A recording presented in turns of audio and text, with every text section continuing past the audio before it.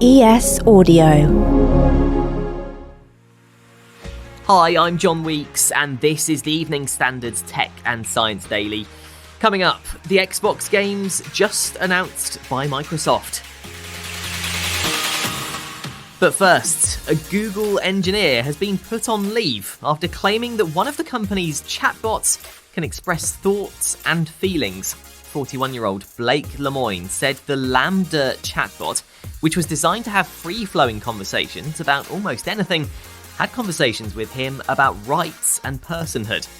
In the transcript of their conversation, which Lemoine shared online, the chatbot claimed to be sentient and said it had emotions, including a very deep fear of being turned off. In response to Blake's claims, Google said ethicists and technologists have reviewed his concerns and have told him the evidence doesn't support his claims.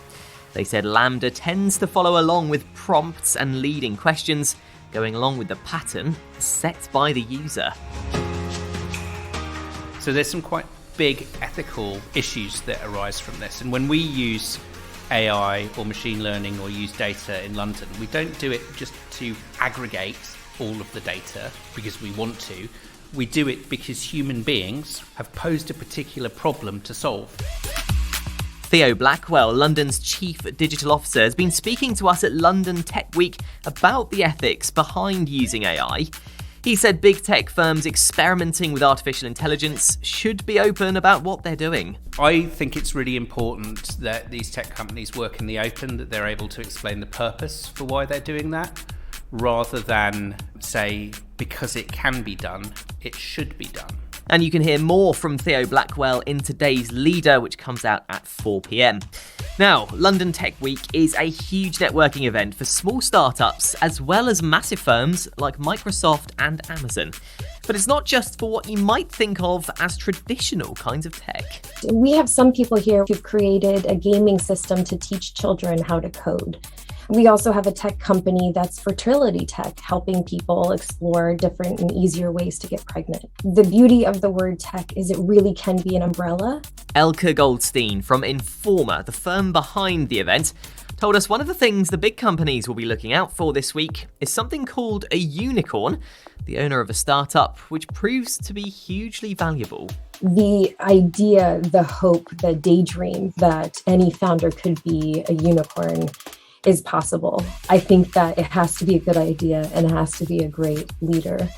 Sometimes it's about finding the person who's never been to a networking event, or finding someone who you read an article about and you thought tons of people would have reached out to them, but nobody did. Data shows the UK is currently home to 122 unicorns. Microsoft has just shown off a load of new games coming to Xbox. Yesterday's Xbox and Bethesda Games Showcase gave us a first look at the gameplay behind Starfield, a title that's been in the works since 2018. We saw a glimpse of the shipbuilding capabilities within the space exploration role-playing game, as well as fights with aliens and some spaceship flying scenes. We also learned Overwatch 2 will be free to play and is due out in October, plus the next major Diablo title, Diablo 4, is coming next year.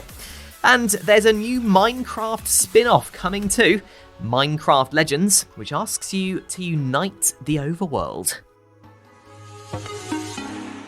Now, it turns out stars experience quakes similar to the ones we have here on Earth.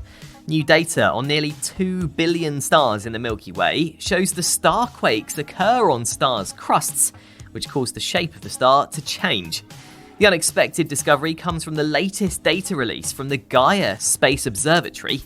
Experts said the data collected creates a multi-dimensional map of asteroids, planets, stars, and galaxies. A study led by the University of Bristol has found humans actually have something called nutritional intelligence. Nope, it's not just knowing how much protein is in your porridge. Researchers say their tests show people manage to adjust the amount of food they eat based on how energy dense it is. For 4 weeks, they served a variety of meals to 20 healthy people and found they ate smaller portions of energy-rich meals compared to those that were energy-poor. Experts said their research suggests the commonly held belief that humans mindlessly overeat energy-rich meals is not true. Let's go to the ads now. Stay there to find out why primates are hitting play on Netflix and Spotify. Keep listening, and why not hit follow in the meantime?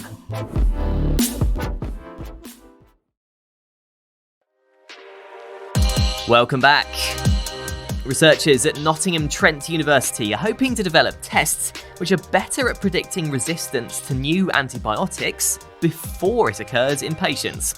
It's caused by something called antimicrobial resistance, when bacterial infections develop ways to defend themselves from antibiotic drugs. Earlier this year, a study estimated that it caused 1.27 million deaths in 2019. Lead researcher of this new study, Dr. Alastair Hubbard, said, "Bacterial infections are becoming increasingly hard to treat because of resistance to at least one antibiotic." And finally, researchers in Scotland have been trialling a sort of Netflix/Spotify for primates at a zoo in Finland to see how they respond to interactive systems. They looked at how a group of white-faced saki monkeys responded to audio and visual stimuli from a small computer in their enclosure. They trigger a video or a sound by walking through infrared beams and could listen or watch for as long as they wanted.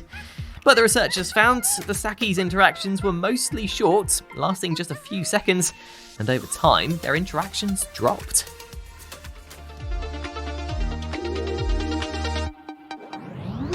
You're up to date. Come back at 4 p.m. for the Leader podcast, where we bring you the latest news and analysis from the Evening Standard in London. We'll be back tomorrow at 1 p.m. See you then.